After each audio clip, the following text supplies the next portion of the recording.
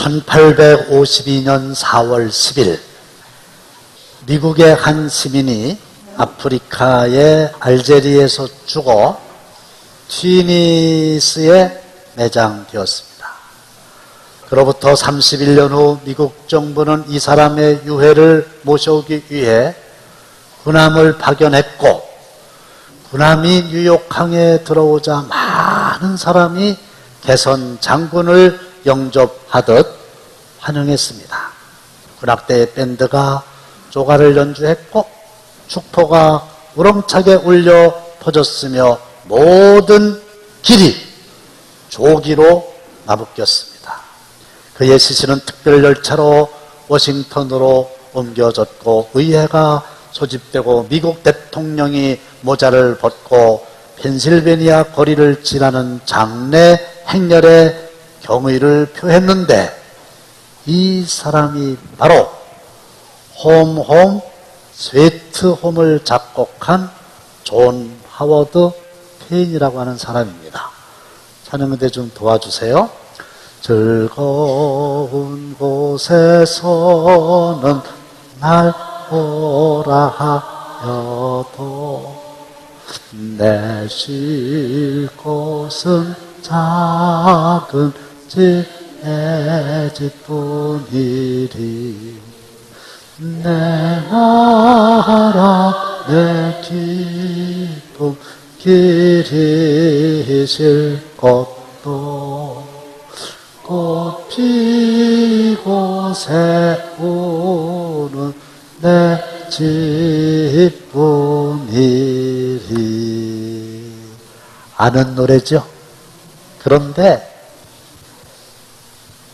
즐거운 곳에서는 날 오라 하여도로 시작되는 이 노래가 이민사회인 미국을 가족 중심의 건강한 나라로 만드는데 결정적인 역할을 했다. 그 공로를 존 하워드 페인이 인정받게 되는 순간이었어요. 가정이 소중하다, 그 말이죠.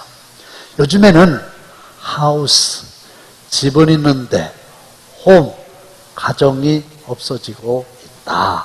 가정이 있어도 점점 무너지고 있다. 그런 가슴 아픈 이야기를 접하게 됩니다. 클린턴 가드너 사회학자가 모든 것을 다 잃어도 가정이 있으면, 아직 다 잃은 것이 아니지만 모든 것을 다 가졌어도 가정을 잃으면 모든 것을 다 잃는 것이다 그랬어요.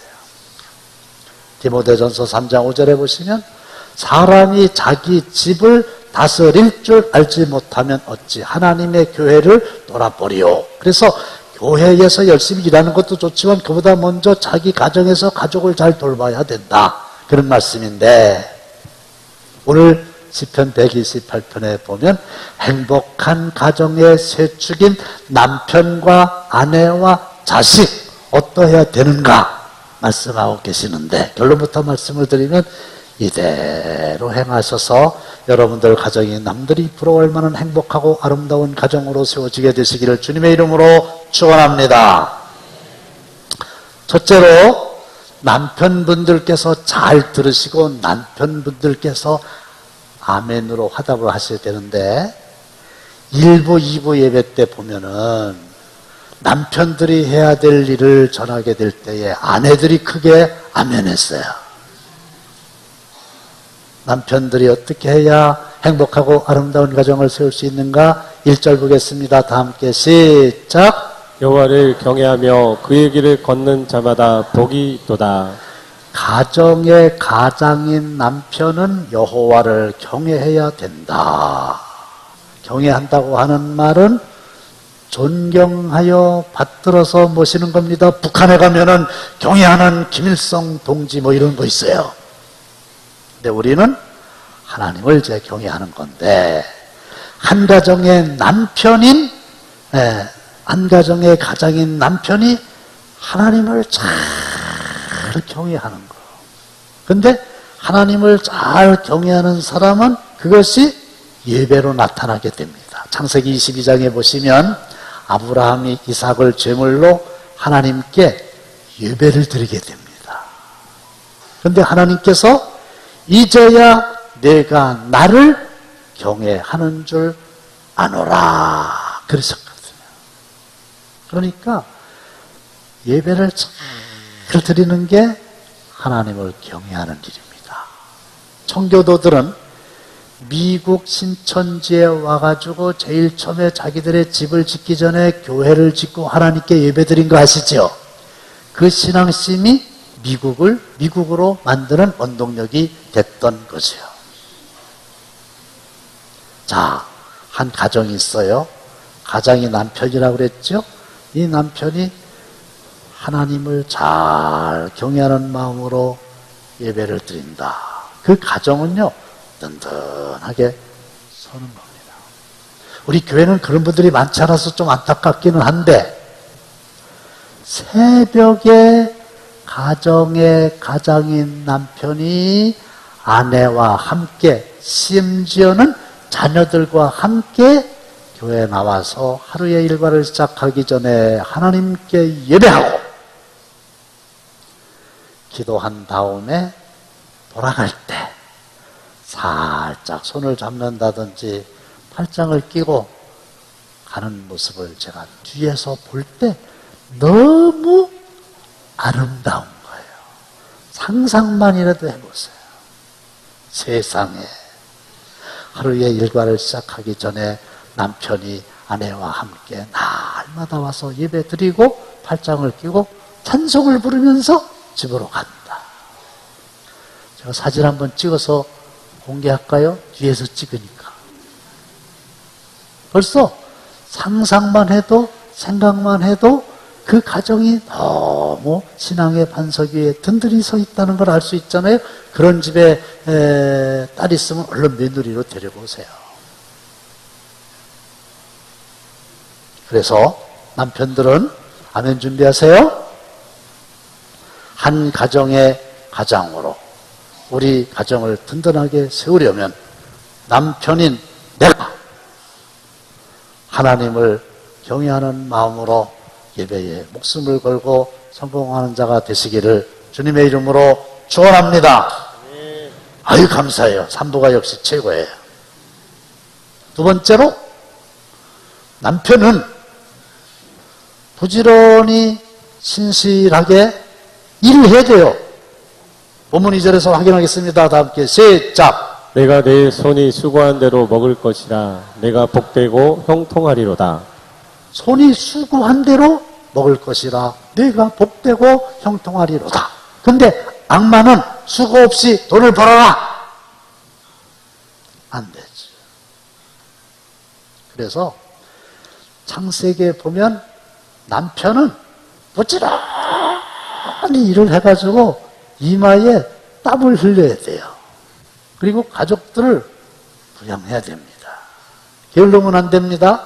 잠언 10장 4절 다 함께 시작. 손을 게으르게 놀리는 자는 가난하게 되고 손을 부지런한 자는 부하게 되느니라. 6장 10절이야 시작. 좀 더 자자 좀 더 졸자 손을 모으고 좀 더 누워있자 하면 내 빈궁이 강도같이 오며 내 곰핍이 빈사같이 이르리라. 좀 더 자자, 좀 더 졸자, 손을 모으고 좀 더 누워있자. 세상에 아침에 침대에서 일어날 줄을 몰라.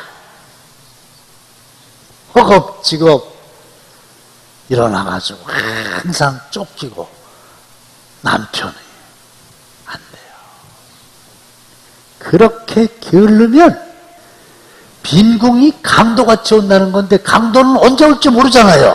나도 모르는 사이에 도둑놈이 왔다 갔어. 나도 모르는 사이에 빈궁이 찾아오는 거예요. 곤핍이 찾아온다는 거죠. 좋은 습관은 참으로 중요한 건데 이건 제 개인 생각입니다만은 아이고 밤 10시쯤 되면 주무세요.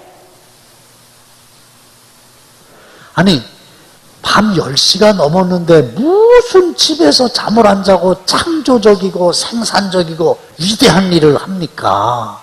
그 시간에.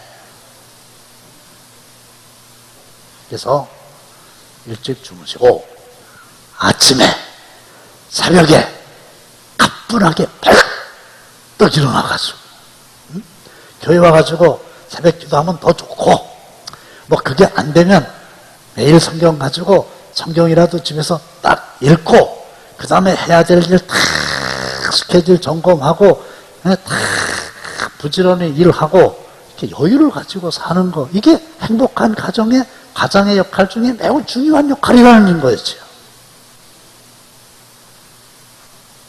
적게 수고하고 많이 거두는 게 경제적인 원칙이지만은, 수고하지 않고 거두려고 하는 거 도둑놈의 심보잖아요. 일하기 싫거든 먹지도 말아라 그랬잖아요.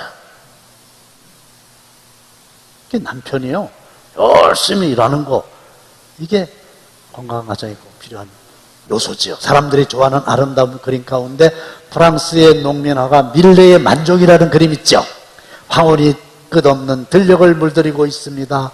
온종일 수고의 땀을 흘린 노부부가 집으로 돌아갈 무렵에 멀리서 교회의 저녁 종소리가 들려옵니다. 저 끝에 십자가가 있잖아요. 멀리 교회가 보이잖아요. 하루 종일 땀을 흘리고 수고를 당한 후에 그 수고에 대한 결실을 맺게 해주실 하나님을 바라보며 감사 기도를 드리고 있는 그 모습, 얼마나 아름답습니까? 신앙의 위대함, 노동의 신성함, 이 두 가지를 동시에 보여주기 때문에 이 밀레의 만종이 세계적인 걸작품으로 남아있는 거예요. 여호와 경외하여 예배 잘 드리고 열심으로 일하는 남편들이 되시기를 다시 한번 주님의 이름으로 축원합니다. 두 번째는 아내, 3절 다 함께 시작. 내 집 안방에 있는 내 아내는 결실한 포도나무 같으며. 아내의 현 주소는 안방인데 남의 집 안방이 아니고 내 집 안방이요. 밖으로 너무 쏟아내면 안 돼. 그리고 아내라고 하는 말이 있죠. 요 아내라고 하는 말은 무슨 뜻일까요? 안방에 있는, 안방을 비치는 해, 태양. 그래서 여러분들의 안방을 태양이 쫙 비치면 환하고 밝고 따뜻하다.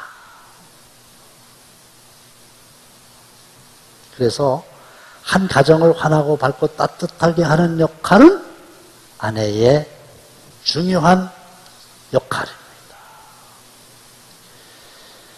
이 아내가 가정의 분위기를 좌우하는 거예요. 마귀 할멈처럼 하면 안 돼요. 잠언 21장 19절 우리 아내들이 큰 소리로 시작. 같으며 성내는 여인과 함께 사는 것보다 방에서 사는 것이 나으니라. 쉬운 성경을 보면 따지고 바가지 긁는 아내와 함께 사는 것보다 사막에서 홀로 사는 것이 낫다. 그런 뜻이에요. 바가지 좀 긁지 마세요. 바가지가 뭐예요? 한 말도 하고 한 말도 하고 한 말도 하고, 그러니까 또 아내가 바가지를 박박 자주 긁으면은 그냥 사막에 가서 혼자 사는 게 낫대야. 아이고, 내 아내도 얼마나 바가지를 많이 긁나 봐.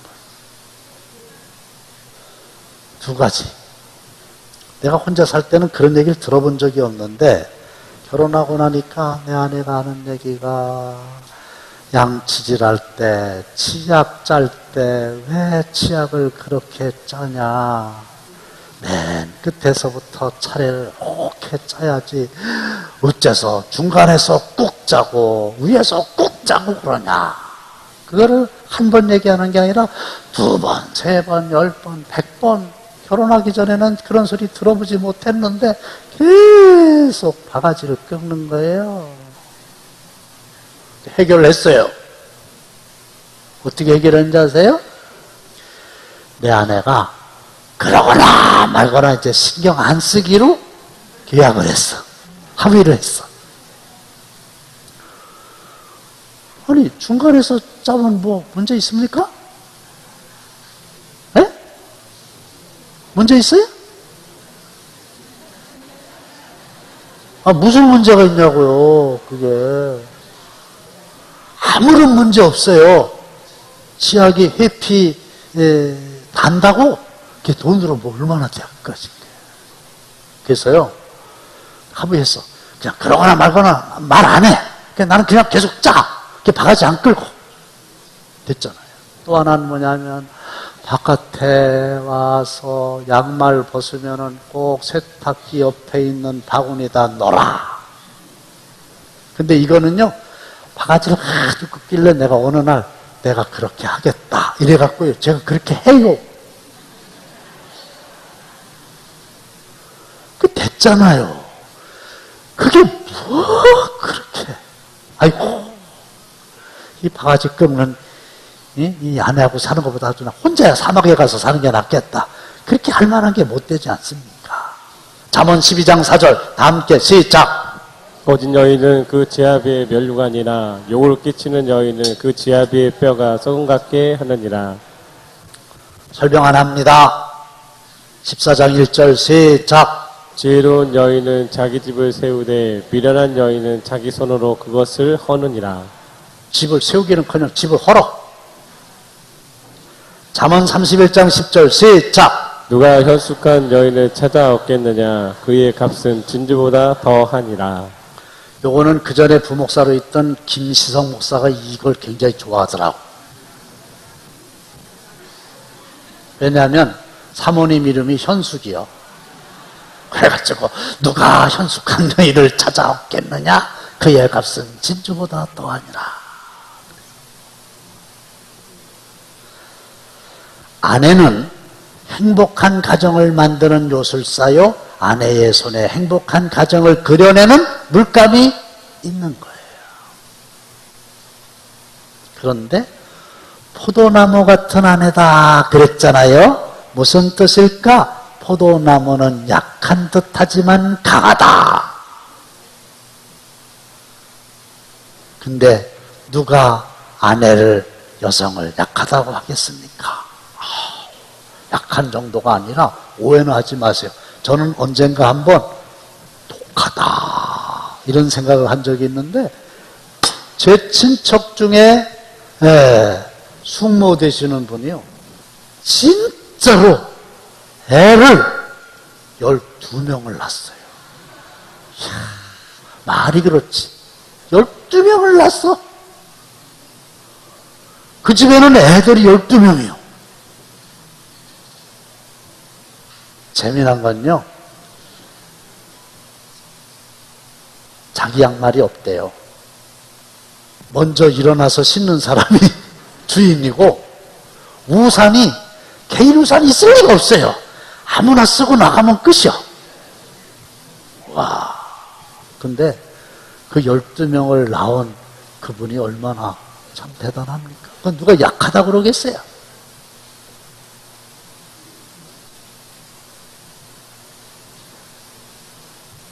그 다음에 포도나무는 기쁨이요 살맛을 나게 한다. 유대인들은 포도나무를 기쁨의 상징으로 알고 있다. 무슨 말이냐? 포도로 포도주를 만들어서 그것을 먹을 때 맛있고 기쁘고 즐겁다. 따라서 아내는 가정의 맛을 내는 장본인이다. 그거지. 그러니까 아내가 가정의 분위기를 좌우하는 겁니다. 그러나 이 포도나무는 버팀목을 필요로 합니다. 소나무나 참나무처럼 스스로 설 수 없어요. 포도나무는 기둥은커녕 석가래로도 쓸 수 없어요. 무엇인가 받쳐줘야 돼요. 더욱이 열매를 많이 맺은 포도나무라면 튼튼한 버팀목이 있어야 돼요. 그래서 아내는 사실은 이 땅 위에서는 남편이 튼튼한 버팀목이잖아. 혼자 살면 어려웠잖아. 그리고 하나님이 먼저 불러가셨으면 예수를 남편으로 삼고 할렐루야 의지하고 버팀목으로 딱 서 있어야 돼요. 아내들이요, 가정의 분위기를 환하고 밝고 따뜻하게 하고 약한 듯 보이지만 강하게 가정을 세우고 살맛 나는 가정으로 만드시기를 주님의 이름으로 축원합니다. 본문 3절 자식이요. 다 함께 시작. 내 식탁에 둘러앉은 자식들은 어린 감람나무 같으리로다. 자, 보세요. 남편, 아내, 그 다음에 뭐예요? 자식? 아니에요. 잘 보세요. 뭐라고 돼 있어요? 자식들. 그래서 제가 감히 이 자식들을 해석을 할 텐데 억지인지 합리적인지 판단해 보세요. 자식은 이렇게 안 돼 있고 자식들은 이렇게 돼 있잖아. 이 얘기는 뭐예요? 빨리 결혼해가지고 남편과 아내 그리고 자식을 낳아야 된다. 근데 하나만 낳아? 아니요. 자식들이라고 돼 있잖아요. 들. 이 얘기는 복수요, 복수. 한 명은 안 돼요. 최소한 2명은 낳아야 돼요. 아니, 하나님 말씀이 그렇잖아요. 자식들이라고 그랬잖아요. 근데요, 2명을 낳으신 분들이요, 이왕이면 1명 더 낳으세요. 3명을 낳으세요. 3명. 아, 이건 하나님의 말씀은 아니에요. 그냥 제가 권면하는 거예요. 이유가 있어. 왜냐? 여러분, 우리나라 현행법이 애를 둘 낳으면 안 돼요. 셋을 낳으면 이 3명을 대학 갈 때 국가에서 국립대학 등록금을 다 대주게 돼 있어요. 3명 다. 모르셨어요? 집에 가셔서 다자녀 국가장학금 이렇게 쳐보세요. 이거 확인한 거예요.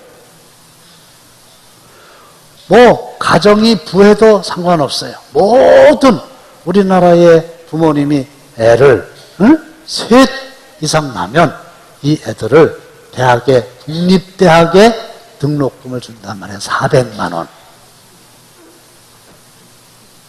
그래서요, 우리 딸은요, 셋 낳았어요. 잘했다고 칭찬했어요. 우리 아들은요, 2 낳았어요. 내가 아들 며느리에게 하나 더 낳아라. 그래서 그렇게 하기로 했어요. 셋째 낳으면 또 광고 드릴게요. 응. 하나님이 책임지시겠지 뭐 이러고 주시면 나오세요. 그런데 식탁에 들러 앉은 자식들이라고 돼 있단 말이지. 그러니까 자식을 많이 낳아가지고 이 자식들과 함께 같은 상에서 음식을 먹고 마시는 거. 이게 행복이라는 거지. 한번 도와주실까요? 아침과 저녁에. 시작. 아침과 저녁에 다 함께 다 같이 일하는 온 식구가 한 상에 둘러서 먹고 마셔 여기가 우리의 나거리. 나거리 뭐예요? 천국이라는 거예요. 여러분들의 가정이 이 땅 위에 세워진 천국이 되려고 하면 아침과 저녁에 수고하고 나같이 일하는 온 식구가 한 상에 둘러앉아 먹고 마셔. 그래서 식구가 먹을 식자에다가 입구자잖아요. 이게 같이 먹는 게 식구입니다. 그런데 이 자식이 감람나무 같은 자식이라 이렇게 돼 있어요. 성경에. 그러면 감람나무 같은이라고 하는 게 무슨 뜻이냐? 첫째로 건강하게 오래 산다. 그런 뜻인데 저게 바로 겟세마네 동산이라고도 하고 감람원이라고도 하는 곳에 있는 감람나무입니다. 성지순례 갔다 오신 분들 저기 갔다 오셨죠? 그런데 가이드가 말하기를 여러분 여기에 있는 저 감람나무는 2000년도 더 되는 감람나무가 있습니다. 그랬어요. 그러면 2000년이 넘었다는 얘기는 뭐냐면 저 감람산에서 예수님께서 땀방울이 핏방울이 되도록 기도하실 때 그 기도 소리를 들었던 감람나무가 지금도 살아있다는 얘기잖아요. 오, 오래 사는 거지. 그래서 이 자녀들은 부모님 앞에서 내가 건강하게 오래 사는 거, 이게 복이지요. 그 다음에 이 감람나무는 유용한 나무인데 유대인들은 이 감람나무를 배향나무다 그렇게 얘기한다는 거예요. 어린애를 낳으면 감람나무 하나를 심어요. 어린아이와 감람나무가 같이 자라는데 이 아이가 대학에 들어갈 때쯤 되면은 그 감람나무에서 딴 열매로 자녀 대학을 공부시킬 수 있다는 겁니다.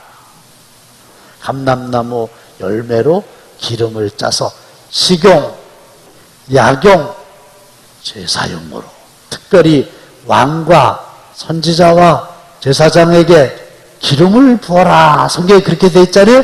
그때 붓는 기름이 감람유거든요. 굉장히 귀한 거예요. 그래서 자녀들이 나라와 민족과 세계와 열방과 하나님을 위해서 존귀하게 쓰임받는 거. 그게 그 가정을 세우는 중요한 역할을 하게 되는 겁니다.